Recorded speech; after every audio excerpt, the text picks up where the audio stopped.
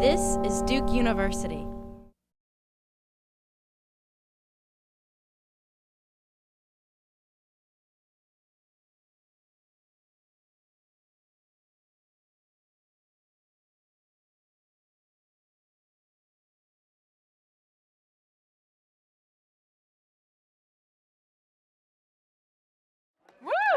Good morning. Welcome.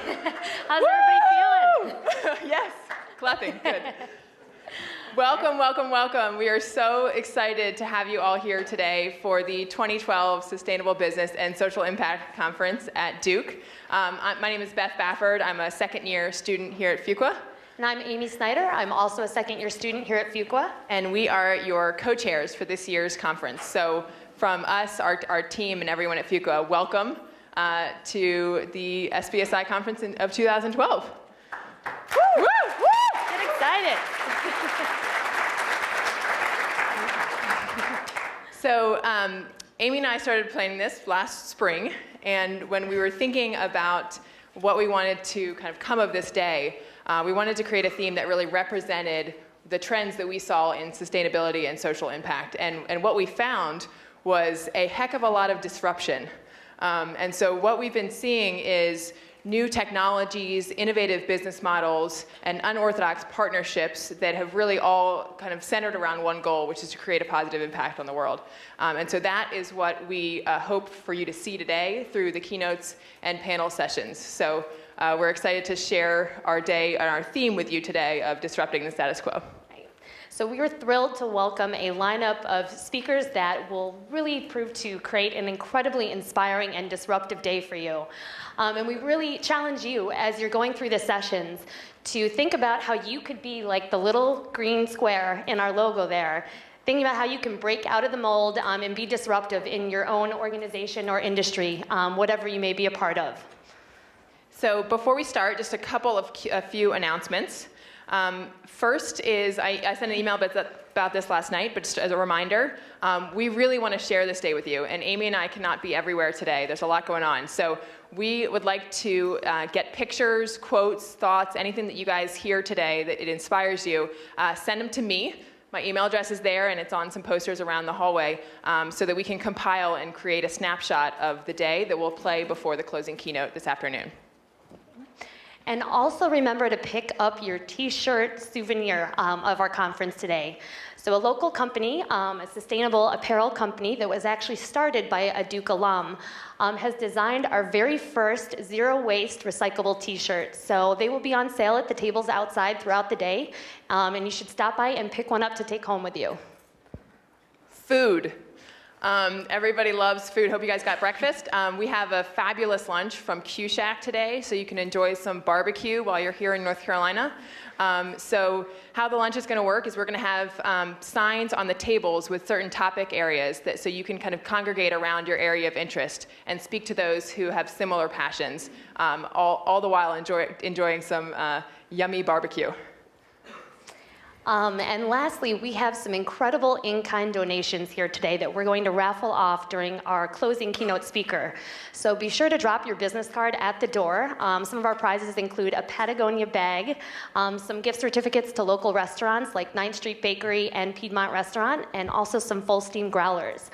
But remember, you have to be present at the keynote speaker at the end of the day in order to win.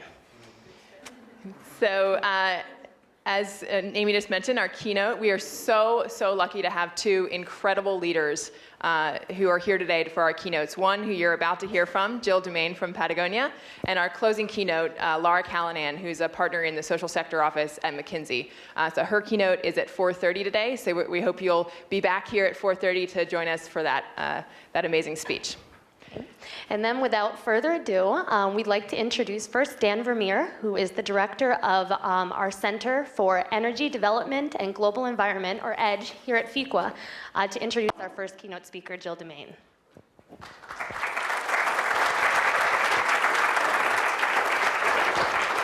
Good morning, everybody. What a great introduction. High energy, everybody's excited to be here. You all have your caffeine.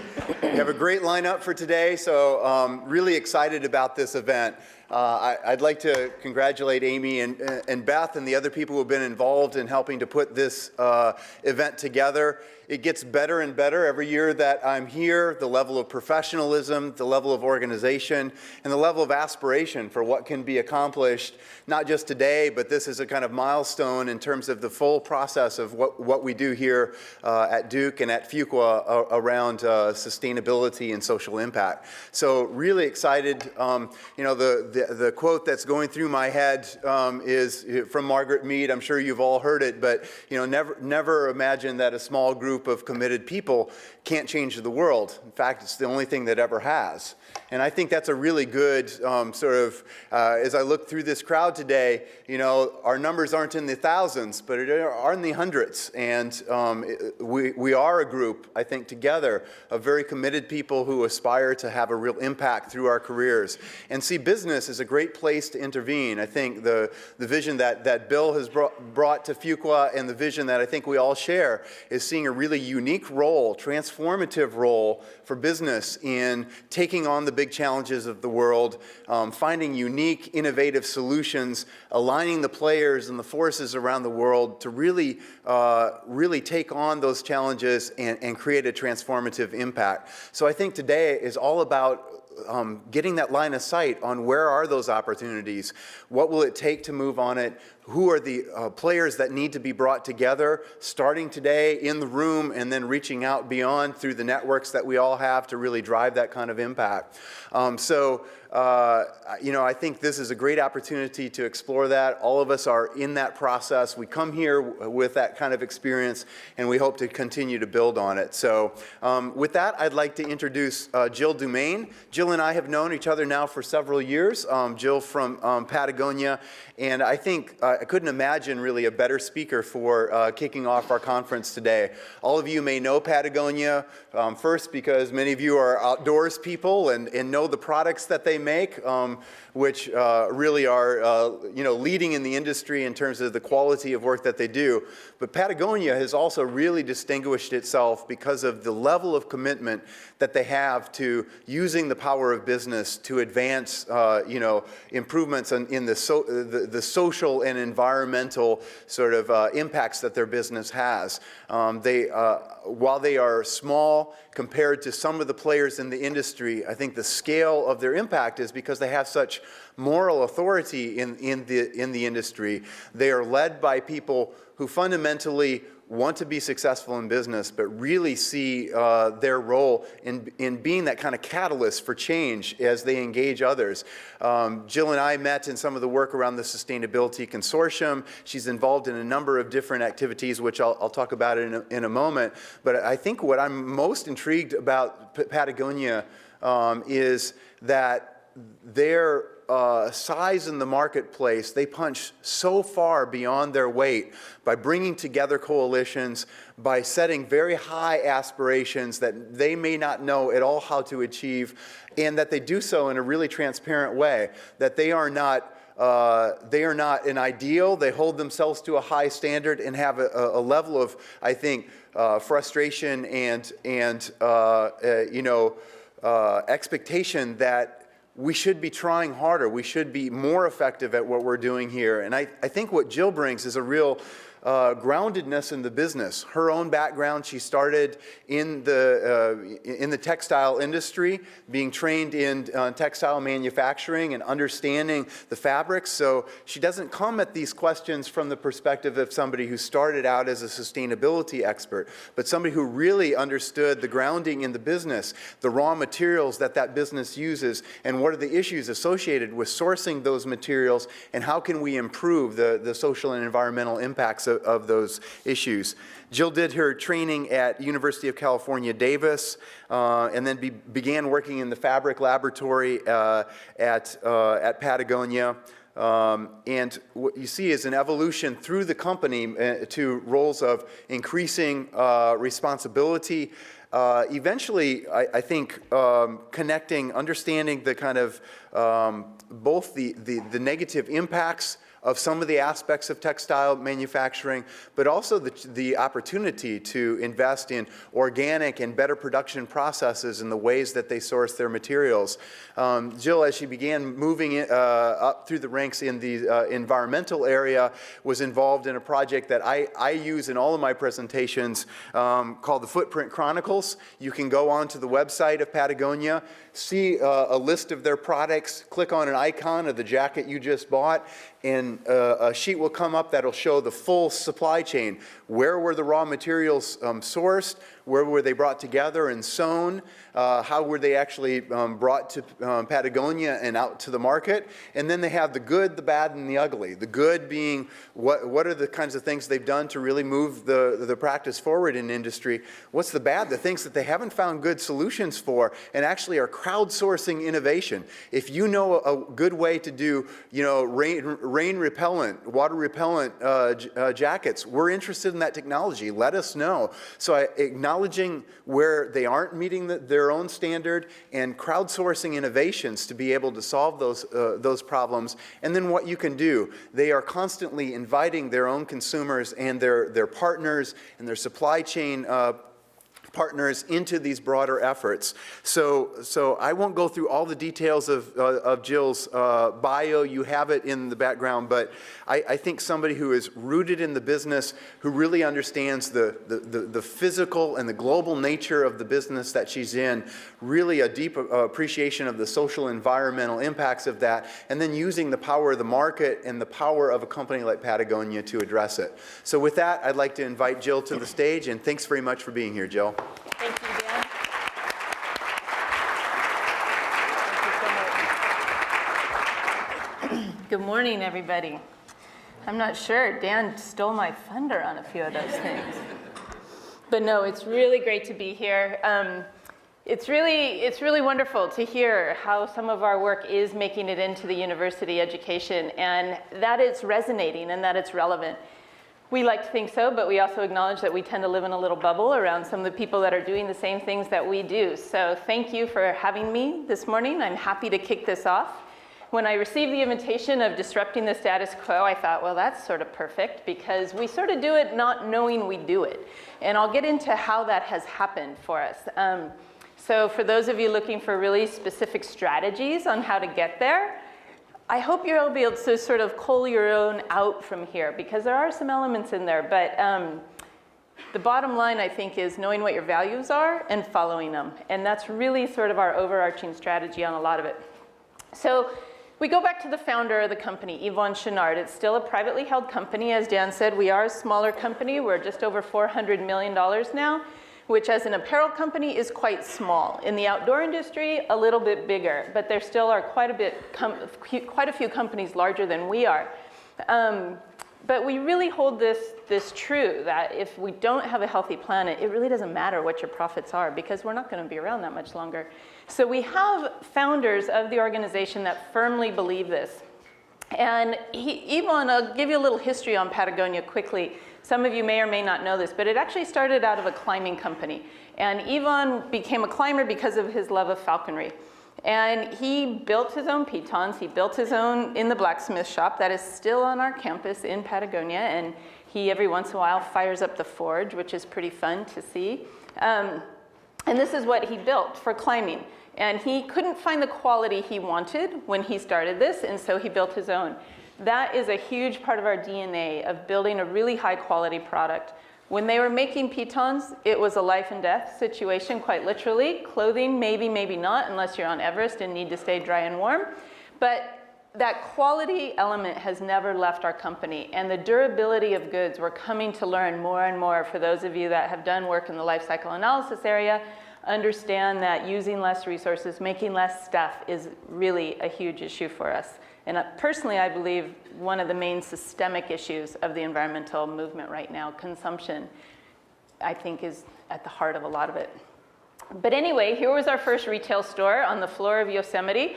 Yvon would make pitons during the winter, and that's why we're in Ventura, California. Many people assume we're in the mountains somewhere, but the surf is good in Ventura in the winter. So he would surf and make pitons, travel around the summer, and sell them out of the retail store on his blanket in Yosemite to his friends.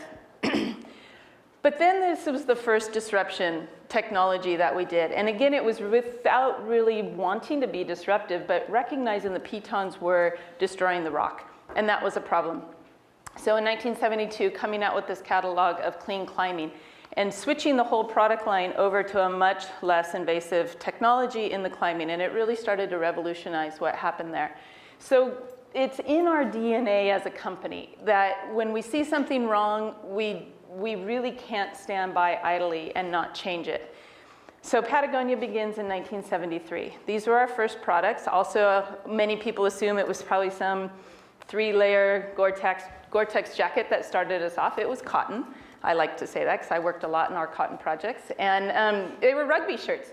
And Yvon and his friends were climbing over in the UK, found that they were super durable, great climbing gear, started to import them into the US to sell for climbing gear just because of the durability issues. And our mission statement has evolved over the years, but this has been steady now for quite a long time. And if you notice, it doesn't mention anything about clothing. And I bring that up because often well, especially in the environmental department, we like to think this way, that we really are an environmental company selling clothes to fuel our mission. And you'll see later, it doesn't really matter what we make if we're following this mission statement. And back to sort of strategic direction, we follow this mission statement. We use this mission statement on a daily basis. And especially when I was in the materials area that Dan referenced, especially the cause no unnecessary harm. That was a big part that fueled my work. Do you really need that extra coating? Is it worth the harm that you're creating? Because we acknowledge anything we do is creating harm. So we do actually use that. And then the last part of it, inspire and implement solutions to the environmental crisis, is equally important. And again, that grounding in the business. Because if you have these great environmental programs and you're doing all this stuff, but you're not profitable, you're not very inspirational. And so a lot of people say, oh, you're Patagonia, you can do those things because X, Y, Z. But at the end of the day, we're very, very cognizant that we are a for-profit business, that we have to be profitable if we want to live this part of our mission statement. So we don't really get the free pass on cost of things and needing to move the business forward. Some of the disruptive technologies were in another area in our environmental, so giving money away. And we really looked at it as an earth tax at the beginning. And in the early years, this is how Patagonia got its environmental points in a way. It's how we were known for being environmental, was giving money to nonprofits. And Yvon and one of our dealers started this 1% for the planet, and it's telling people really, if you want the planet to be healthy, we have to reinvest back in it. And so this is granting in our organization that goes to nonprofit grassroots organizations. And also we do a lot of campaigns around education, and we've done this for many, many years. And really we did these before we started really looking at our materials. This one in 2011 that we launched, Our Common Waters, was the first time we intentionally integrated the environmental campaign with our business, which sounds, you know, when I even say it out loud now, it's like, why did we wait so long? But part of it was we really wanted to separate ourselves from the greenwashing conversation before greenwashing was a term, and really had this element of educating people towards environmental issues and really trying to think outside the box. So we sort of almost wore a badge of honor that, oh, these campaigns have nothing to do with our products. It's really for the common good. But now there's hardly an environmental issue you can bring up that doesn't impact our production somehow. And really seeing those integration points is exciting for me, and bringing those two parts of my world together, of one foot that was in the business side for so long and now this other foot that's been in the environmental area. So we like things like this, and this is not photoshopped, even though it looks like it is. This is a dam in our backyard in Ventura, California. It's just east of us. And some activists scaled the wall and actually painted this on. And so these are the kind of disruptive technologies that our NGOs like to engage in. And this is a dam, everybody wants it out, but there's a lot of technical details. So these activists are like, come on, just cut here. It'll be solved. So that's kind of a fun picture. On the social side, the Fair Labor Association has been in the news quite a lot this last week. For those of you that are watching the Apple story unfold, they've just joined this organization, which is pretty exciting. Patagonia was a founding member in the 90s, and it grew out of an initiative that President Clinton actually put on the books and started trying to get people to look at their supply chain in a different way. So a lot of us are recognized as being very progressive companies to work for, but what are we doing in our supply chain? And the Fair Labor Association was one of the first organizations we joined that really had us dig into the supply chain, very much from a social perspective and looking at the people. And for us in our business, that's our sewing factories. A lot of people are in sewing factories, and you sort of forget that when we see how many clothes are in the world, but somebody touched every piece of clothing you're wearing multiple times with their hands actually sewing it.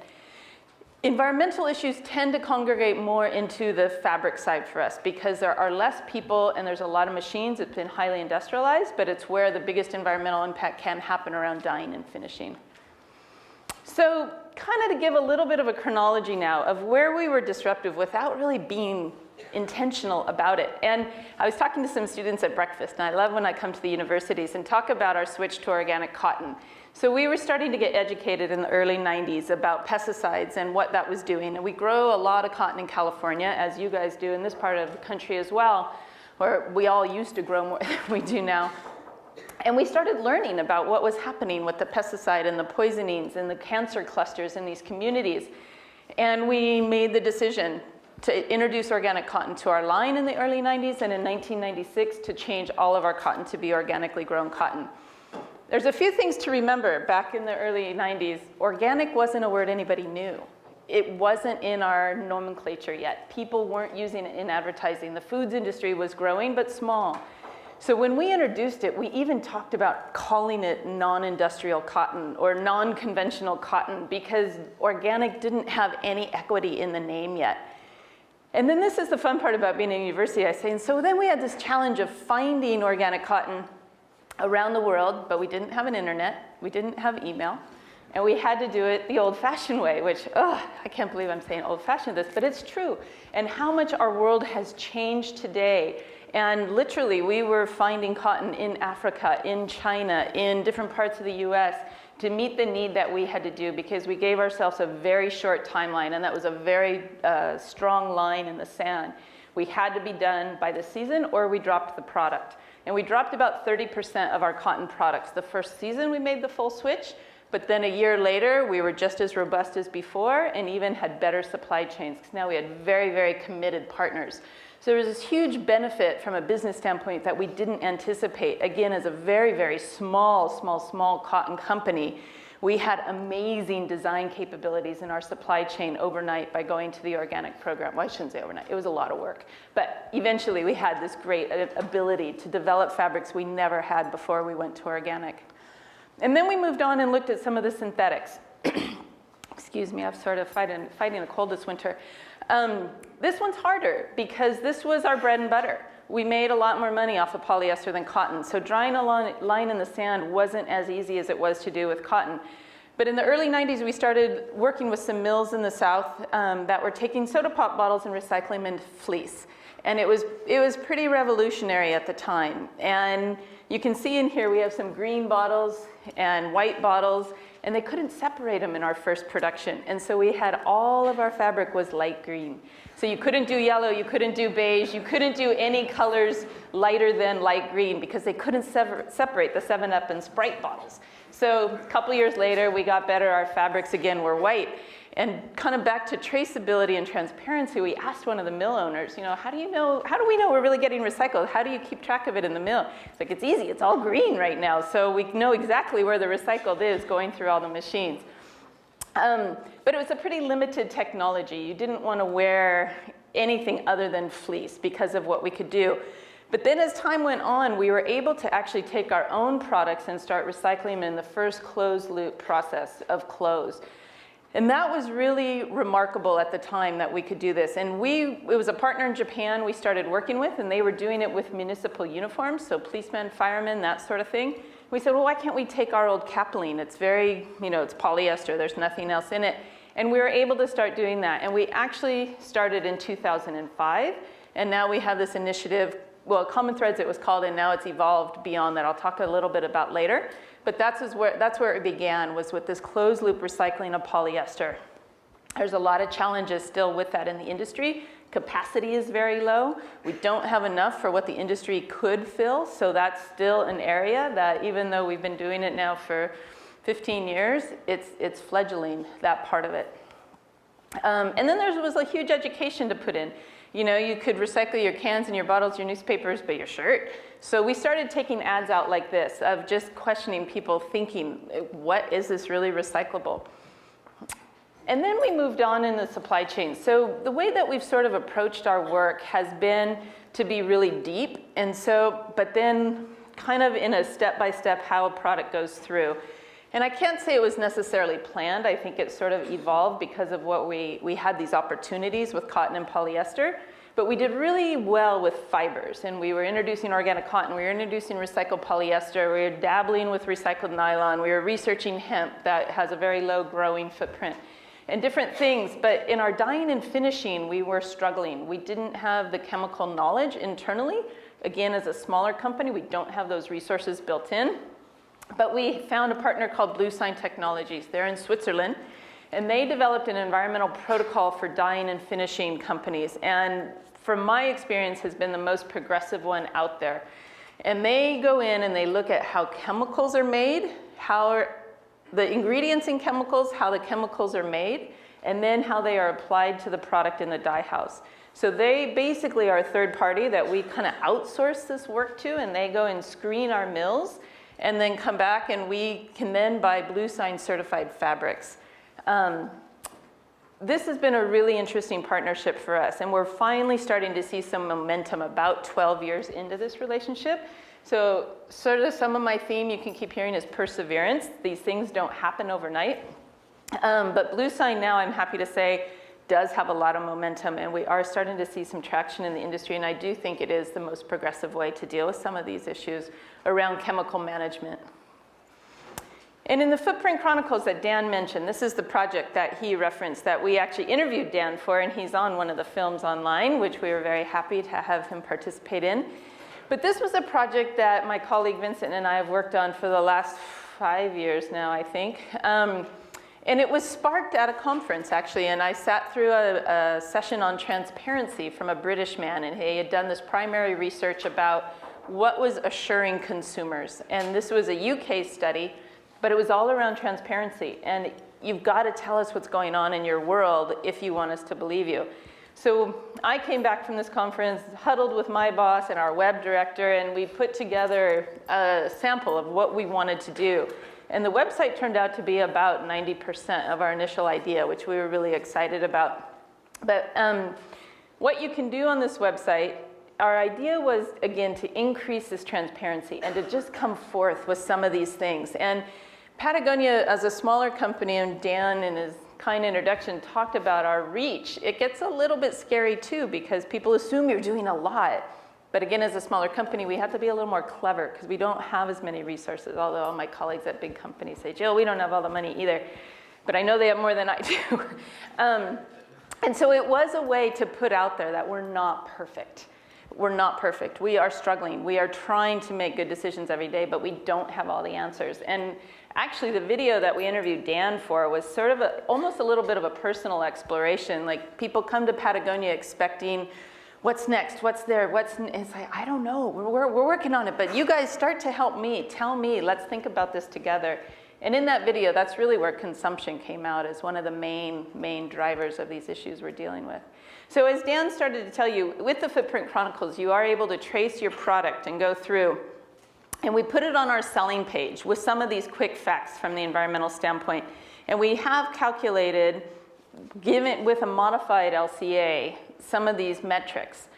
So now we're in a bit of a transition period with this project, though, because the industry has made a lot of strides on coming together around metrics and methodologies, but they're different than what we did. We did it in a void because it wasn't there 5 years ago.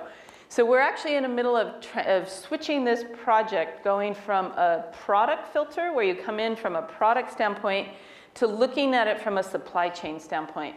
So it's really deepening our transparency, and what we're about to launch on February 28th, if all goes well, is something that will look like this.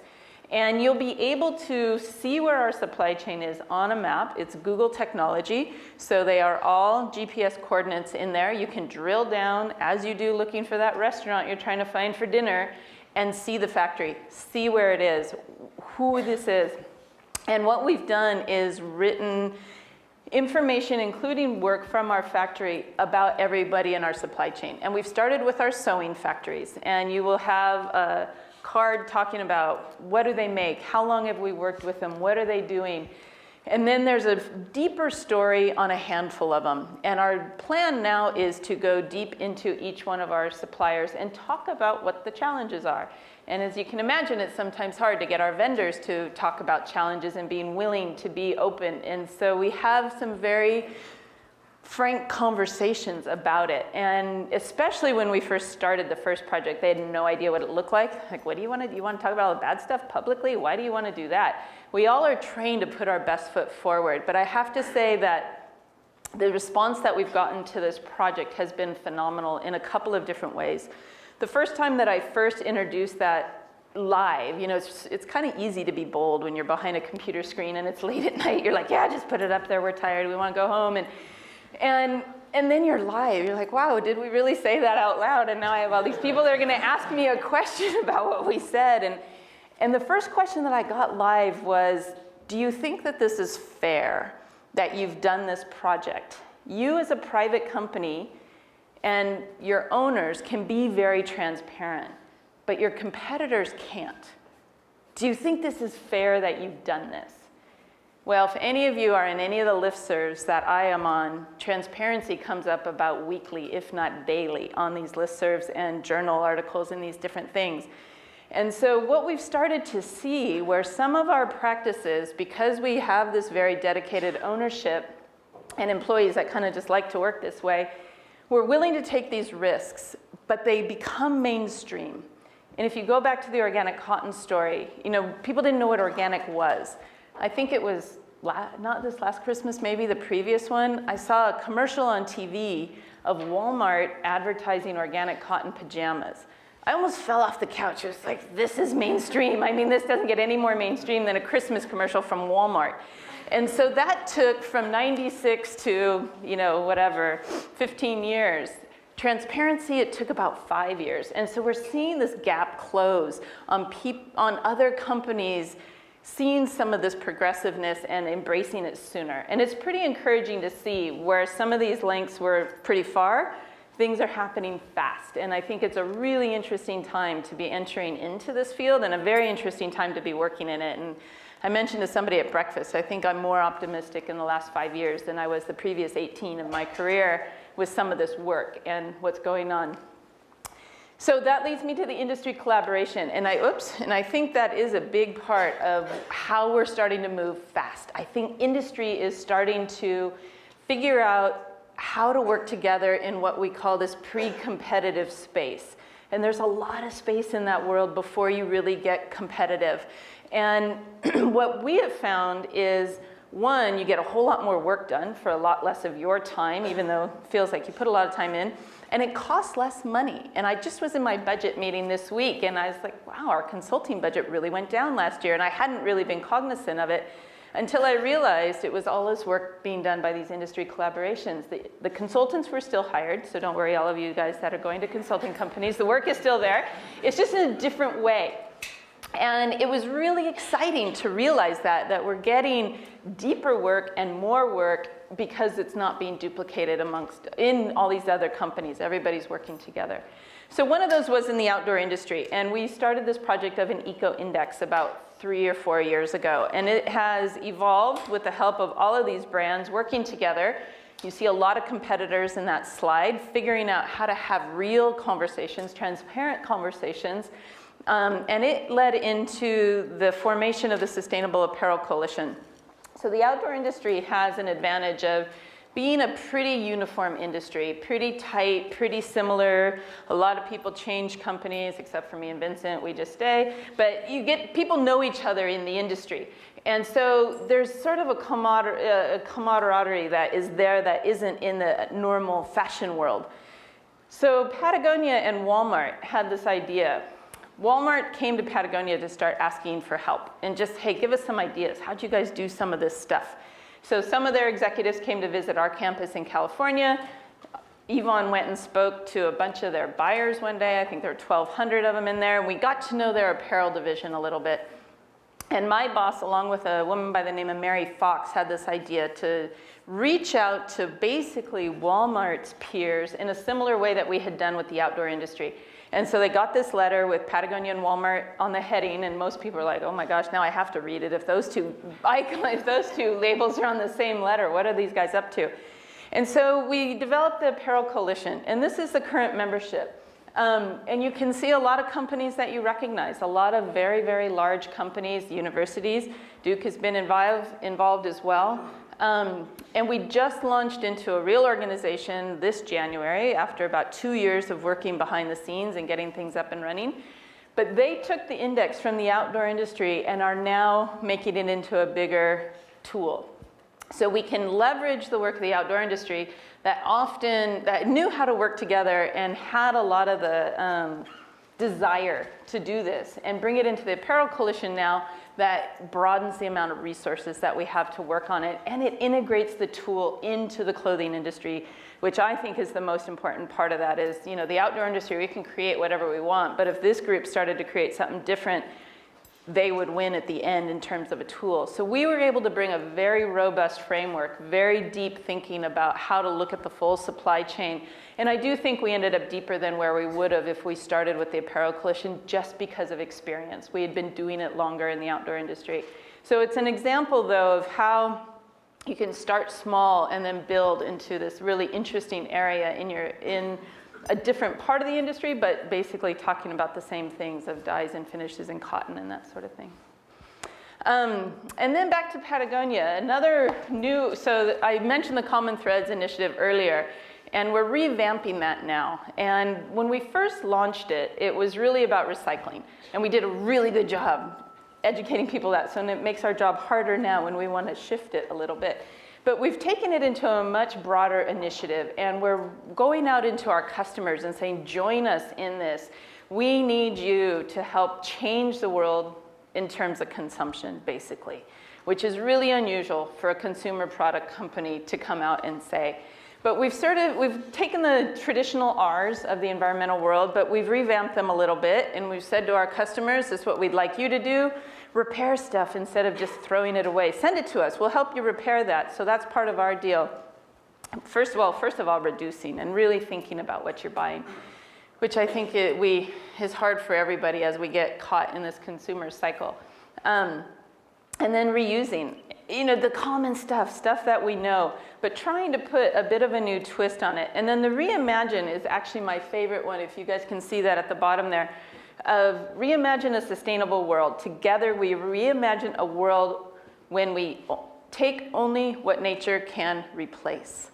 And it would be a very different consumption model and production model if we actually live true to that statement. And we're working on a wool project in South America right now that I think is the first time I've actually seen this. And when I did that sort of exploration in that film that Dan participated in, one of the questions I asked was, can companies be regenerative? Can you actually do better? Not just okay or sustainable, but can we be regenerative? And nobody could really answer that question for good reason. I mean, it's really hard to figure out. If you're using a lot of water from an aquifer, how do you regenerate that? What are you doing?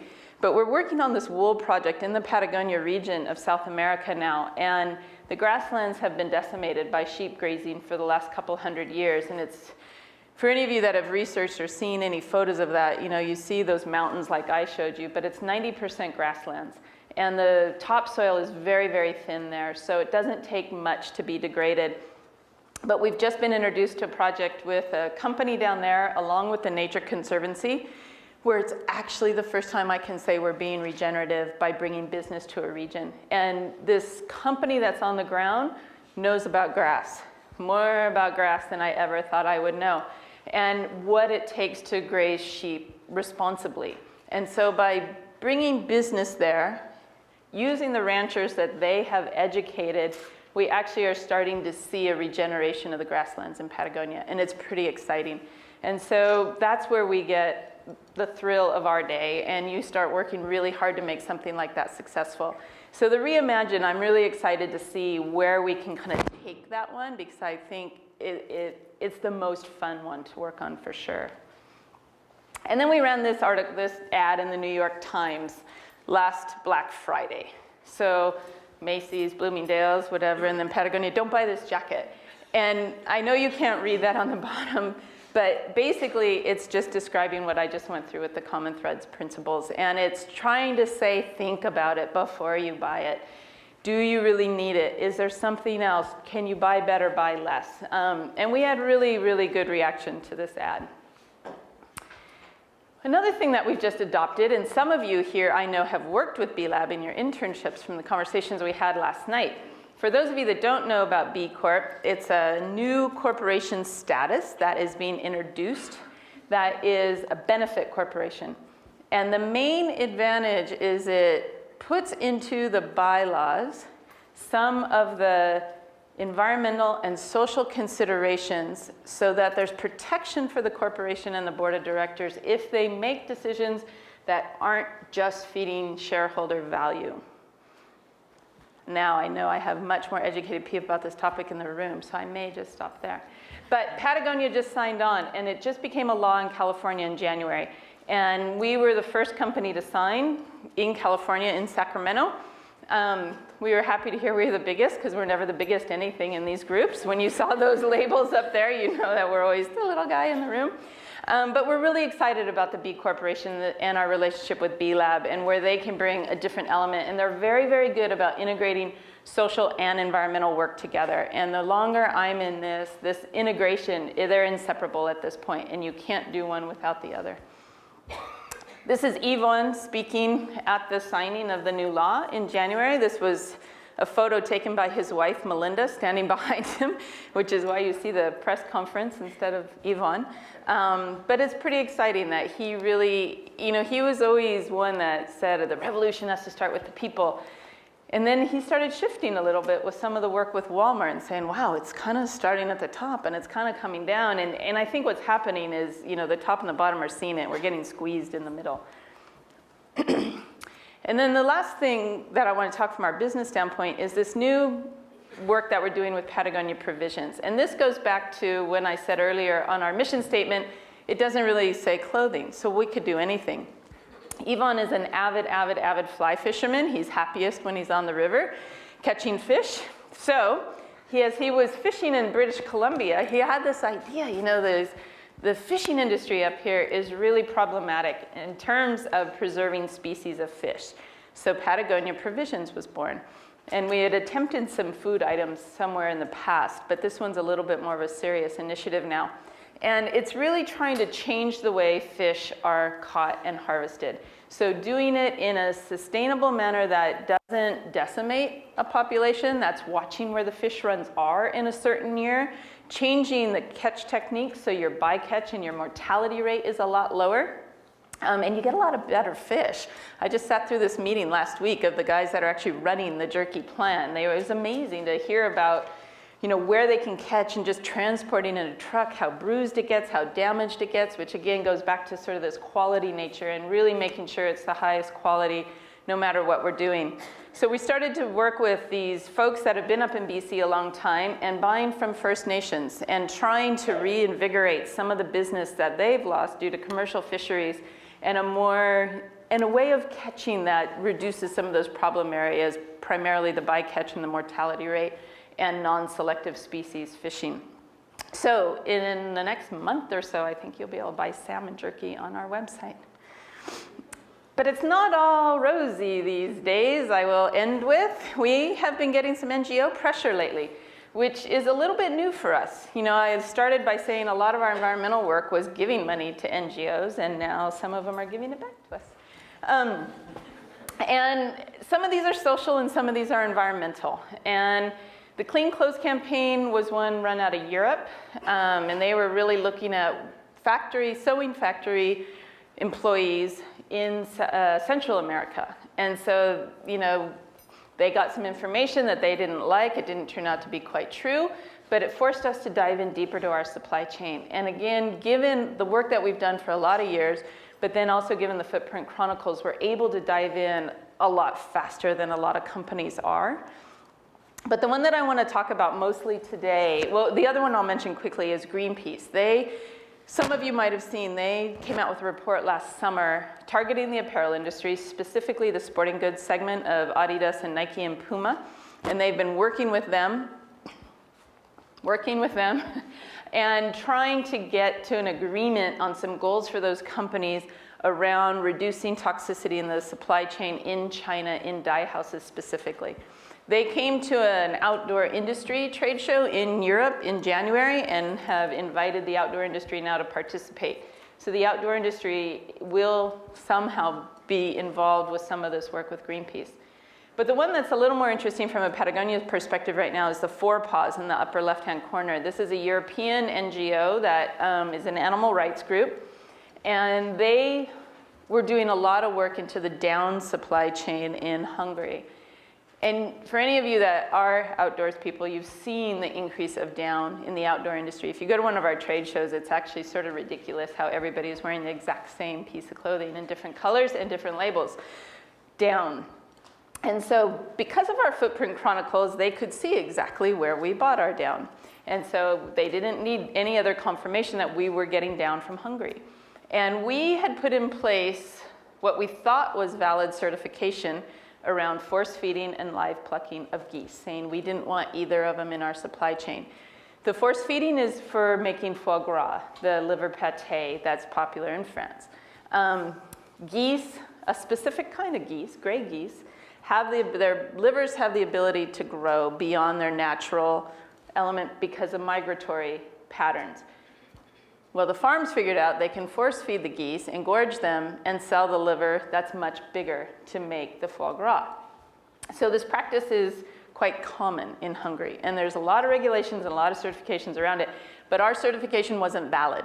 When we dug into our supply chain, we learned it wasn't valid. So a lot of my colleagues have made numerous trips over to Hungary to try to understand it and try to develop other means of it. And Vincent, whom you'll all meet later if you go to his session in the marketing track, is one of our senior writers. And he's been writing these great pieces on our blog called The Lowdown on Down. And we immediately were very transparent when we heard from Four Paws. And they were right, actually. They were right and we were wrong. So we came out on our blog and we talked about that last spring. And we started to make these shifts on how could we move our supply chain. Well, it wasn't fast enough for them. So they attacked us again in December, right before the holidays, saying Patagonia's not doing anything. We told them a year ago this is what was going on. We need your help. Send them emails. I think we got 16,000 emails in a week saying, please stop this, take down off your shelves, put a label on your jackets, whatever this was. And then at our trade show we just had in Germany where Greenpeace was, we heard Four Paws was going to do a protest of some kind. And the trade show is in Munich and we have a store in Munich. So then we learned that they protested outside of our store. And they tarred and feathered our logo. That's the black and white that you see on there. And so there were four or five of them. Yeah, 5 of them there. And in Germany, there's very specific laws. This is kind of a funny story that I just heard from our colleague. If you have more than 3, you have to be a certain number of meters away from the store you're protesting. So they were sort of a distance away. But then it was a super cold day in Munich, and so they're out there kind of freezing with these signs, and they're showing the animal with the force feeding tube going in their mouth. They kind of was attrition, and there was only one left at the end of the day. And so then he was able to move to our retail store. So now he's standing right in front of our store with his protest sign. And it was still freezing, and he'd been out there all day. So our manager said, well, why don't you come in for a cup of tea? I mean, you must be so cold. So then he's inside our store drinking tea with the employees while they're protesting about what we're selling inside. And it was pretty funny because, he started to say to the employees, like, you are really nice people in here. You're not bad people in here. So it was a really interesting story to me to hear that of once you connect and you start to have the conversation and the dialogue, how quickly things can change and how quickly you can start to work together if both sides are willing. And that's our big challenge with the NGOs that are a little bit more aggressive right now is, are they willing to engage and work they have a lot of great knowledge and a lot of great science that they have put together in investigative reporting, but we also have a lot of experience of how to make this stuff work in a supply chain and how to make it stick and survive. And so if we can bring those two together in a really productive way, then I think there could be some interesting relationships, but that's yet to be seen if we can come together in a productive way. But I thought that was kind of a fun story that was really very recent. But with that, I'm happy to take questions for a few minutes. We have mics if folks have questions. Bueller? Yes? So it's 2017. Yes? And sales are not 400 million, they're 350 million. And the 5R campaign has worked. Is that a success for Patagonia? Is that a win for your company? Well, there's probably a lot more details than those three in that statement, but in a way, yes, because, and I go back to the decision around organic cotton. We knew that was going to decrease our sales, and we lost 30% of our cotton sales for 2 years by making that decision. But the flip side has been more true, that when we make those decisions, we see a dip down for a while, but then it does grow. And that has been what we have seen time and time again, that when we make the right decision and we stay with it, eventually we are a successful company. But I also would say the owners are very, they understand why they're in business. And we went through a pretty big financial crisis in 1991 that really made them think about why are they in business. And I think that they would take doing the right thing at a smaller size company that was profitable as a success. I don't know, Vincent, would you agree with some of that, or you want to give a comment? Vincent's been with the company longer, so he might have an interesting... I think so. I think it's a little more complicated than that because there also is a mission to be successful as a business. And to some extent, the more successful we are, the more we can do and the more impact we can make. But I think at no point would we want to achieve that any kind of growth at the expense of the basic mission. So, and very small growth is fine. And I think at some point, if we thought we could be successful not growing at all, we would. But right now, we're in the same trap that every other business is, that you have to grow 3% just to keep up with costs every year. So, it's a complicated question. And I'm sorry it's not a simple answer. No, it's not. But I do think the gist of it is that the owners are okay with the size the company should be. And maybe it is 350 million and not 400 million. Maybe it is 600 million and that breadth is bigger. It's, as of next week, it's 500. Okay, I know that the press people are still putting out that other number. So. But we have had phenomenal growth this year. So even though we had a target of about 415 million for the year, we're going to hit about 500 at the end of our fiscal by the end of April. Yeah. Yeah. Yeah. My name is Scott Kleiman. I'm a first-year student here. You talked a lot about what you're doing individually as a company. You talked about what you're doing as an industry.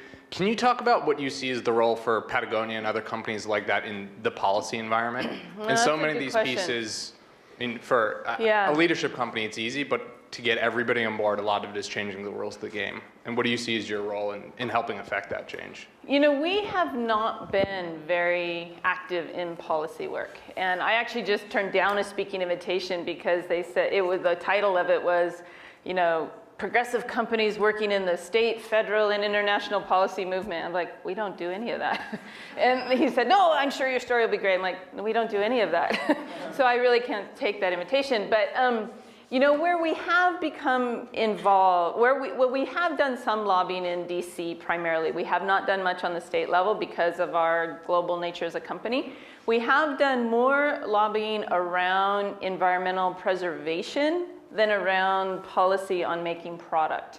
And with that, the Arctic Wildlife Refuge and some of those areas, we have gone to Congress and talked about from a business perspective why conservation is important. So we have done some of that work.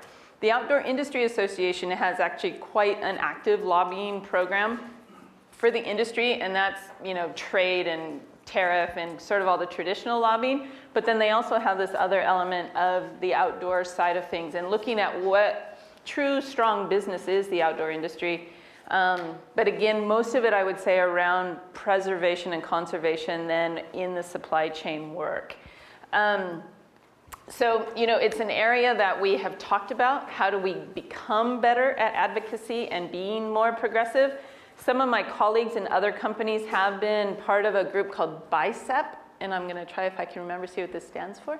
But I can't, but it's around climate change, and the group series is organizing it. And there's a collection of about, I don't know, 15 or 25 companies, something like that, in BICEP, and they've been around climate change in Washington. A little bit of a problem when you're that narrow of a focus, and it's not an easy topic to talk about with some of the political factions in Washington right now. It's hard to take your message beyond that. So I know that they've been looking at how do they broaden it a little bit so they're not just seen as the climate change. And we were invited to participate in that, but we had to say no. We just didn't have the bandwidth to take it on and do a good job with it. And it's like, oh, you guys are all doing great. We'll sign your letters and stuff, but we just don't have the employee base to spread out to that level. Yeah. I was just curious to understand how your environmental and social impact was kind of baked into your financials, and how that maybe weighed into how do you make decisions on projects or overall in the company. Yeah, so like I briefly mentioned around our mission statement, I think a lot of people say, oh, you're Patagonia, of course you can do these things. But at the end of the day, we have to be financially profitable. And so, but as a private company, we aren't on a quarterly reporting basis like a lot of public companies. So we have more freedom and definitely more time to see something through to where it's profitable again. I'll go to recycled polyester actually as a good example on that one, where it still is more expensive than using virgin oil to make polyester. But we stay on it and we try to figure out where it can be in our supply chain, where it can work, and still have margins that are workable. Sometimes we will take a lower margin, but not forever. It'll be for a short period of time. And then from a development standpoint, and this was the world I dwelt for a long time, of having to figure out how do you make these materials compete with basically these subsidized crops, whether it's cotton or subsidized polyester production in China, or some of these things that you don't have an economy of scale and you don't have the subsidies to pull off of. So you try to find the products that it works in. And from a financial standpoint, we try really hard to make sure we never introduce a product that is only being marketed on its environmental benefits. First, it has all its product benefits, and then the environmental piece is secondary. And then on the broader programs that aren't necessarily straight to our product, like we have a commuting program where we try to incentivize our employees to carpool and not drive alone, or to take the bus or ride the bike, and that's a hard habit to change. But, and those are programs that we might put money towards for a while and try to get habits to change. And if we get those habitual changes, we'll move into a different area. And we've recently learned, actually, even though we took it, it was really a reaction to the Gulf spill and trying to look at what we could do as a company to reduce 20% was our number of the energy that we were using in a lot of different ways. But now it's sort of turned into a benefit in the company and a recruiting and retention tool, that people really see some of these benefits that are some of the financial pieces as keeping the employee base. And for anybody that's hired and trained employees over and over, you know how good that is for a business to have the same people. Does that kind of answer your question on that? Great. So I think that's all the time we have right now. Thank you. Jill, thank you so much for coming today. This is really an inspiring speech. Personally, I was really excited to learn more about the partnerships that you've built with really everyone in the industry and kind of outside of the industry. And I think this is a great way to kick off the day. So on behalf of the Fuqua community, we'd like to give you a little thank you gift. Thank you very much. And let's give Jill a round of applause. Produced by Duke University. Online at duke.edu.